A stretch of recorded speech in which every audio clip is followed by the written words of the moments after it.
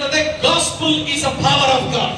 ಈಗ ಸುವಾರ್ತ ದೇವನ ಶಕ್ತಿ ఉన్నది అంటున్నాడు. హల్లెలూయా హల్లెలూయా. ఈ యేసు స్వామి ಇವತ್ತು ನಿಮ್ಮನ್ನು ಪ್ರೀತಿಸುತ್ತಾನೆ ಪ್ರಿಯರೇ. యేసు ప్రభు ఈ రోజు మిమ్మల్ని ప్రేమిస్తున్నాడు. ಒಂದು ವೇಳೆ ನೀವು ಪಾಪದಲ್ಲಿ ಇರಬಹುದು, ఒకవేళ ನೀವು పాపంలో ఉన్నావేమో, ರೋಗದಲ್ಲಿ ಇರಬಹುದು, రోగంలో ఉన్నావేమో, ಈ ಯೇಸುವಿನ ಕಡೆ ನೀನು ತಿರುಗಿಕೊಂಡ್ರೆ, ఒకవేళ యేసు ప్రభు వైపు నువ్వు తిరిగిన ఎడల, ಈ ಯೇಸುವನ್ನು ನೀನು ಮುಟ್ಟಿದರೆ, ఈ యేసు ప్రభువును నువ్వు తాకినట్లయితే, ಯೇಸುವಿನ ವಸ್ತ್ರವನ್ನು ನೀನು ಮುಟ್ಟಿದರೆ, యేసు ప్రభు యొక్క వస్త్రాన్ని నువ్వు తాకిన ఎడల, ಈ ಯೇಸುವಿನ ಬಗ್ಗೆ ನೀನು ಕೇಳಿಸಿಕೊಳ್ತಾ ಇದ್ರೆ, యేసు ప్రభు విషయంలో నువ్వు తెలుసుకున్నట్లయితే, ಈ ಯೇಸು ನಿನ್ನ ಜೀವಿತ, ನಿನ್ನ ಕುಟುಂಬ, ನಿನ್ನ ಸೇವೆ, ನಿನ್ನ ಒಂದು ಮನೆ ಎಲ್ಲವನ್ನು ಬದಲಾವಣೆ ಮಾಡುತ್ತಾನೆ. యేసు ప్రభు నీ కుటుంబంలో నిన్ను, నీ వ్యక్తిగత జీవితాన్ని మార్చగలిగిన వాడైన ಈ ಯೇಸು ನಮ್ಮೆಲ್ಲರ ದೇವರಾಗಿದ್ದಾನೆ. ఈ యేసు ప్రభువుల వారు మా అందరికీ ప్రభు అయి ఉన్నాడు. ఆయన ನಾನು ಹೇಳಿದಲ್ಲ, ನನ್ನ ಹೆಸರು ನೂರ್ ಭಾಷಾ ಅಂತ.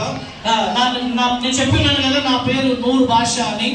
ನನ್ನನ್ನು ದೇವರು ಇವತ್ತು ಬೇರೆ ಬೇರೆ ಪ್ರಾಂತ್ಯಗಳಿಗೆ ಕರ್ಕೊಂಡು ಹೋಗ್ತಾ ಇದ್ದಾನೆ. ఇప్పుడు నా ప్రభు వేరే వేరే ప్రాంతాలకు నన్ను తీసుకుని వెళ్తా ఉన్నాడు. ನಮ್ಮ ತಂದೆಯವರು ಕುಡಿದು ನಮ್ಮ ತಾಯಿನ ಒಡೆಯೋ ಸಮಯದಲ್ಲಿ, మా తండ్రి తాగి మా అమ్మను కొడుతున్న పరిస్థితుల్లో, ಆ ಸಮಯದಲ್ಲಿ ಜೀವಿತ ಅಂದ್ರೆ ಬಡತನ ಅಂತ ಅನ್ಕೊಂಡಿದ್ದೆ. అప్పుడు అనుకున్నాను జీవితం అంటే పేదరికమేమో అనుకున్నాను. 3 ತಿಂಗಳು ನನ್ನ ಭಿಕ್ಷೆ ಈ ರೀತಿಯಲ್ಲಿ ಬೆಡ್ತಾ ಇದ್ದೆ. 3 నెలలు నేను భిక్ష ఈ విధంగా నేను చేజాపి అడుక్కున్నాను. ಆದ್ರೆ ಈ ಹೊತ್ತು అయితే ఈ రోజు ಈ ಯೇಸುವನ್ನು ನಾನು ಮುಟ್ಟಿದೆ.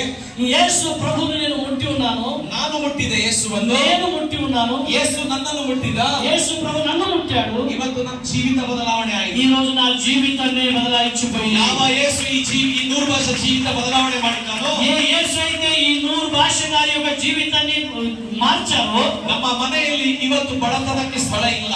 మా ఇంట్లో పేదరికానికి ఈ రోజు మా ఇంట్లో స్థలం లేదు.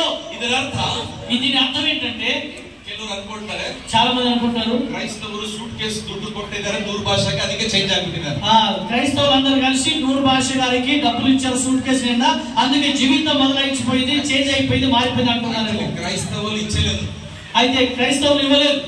క్రైస్తవులు ఇచ్చలేదు, ಅವ್ರು ಕೊಡಲ್ಲ. ಅವರು క్రైస్తవులు అసలు ఇవ్వరు, ಅವ್ರು ಇಸ್ಕೊಳ್ತಾರೆ, వాళ్ళు తీసుకుంటారు. హల్లెలూయా. హల్లెలూయా. ನನ್ನನ್ನು ಯಾರು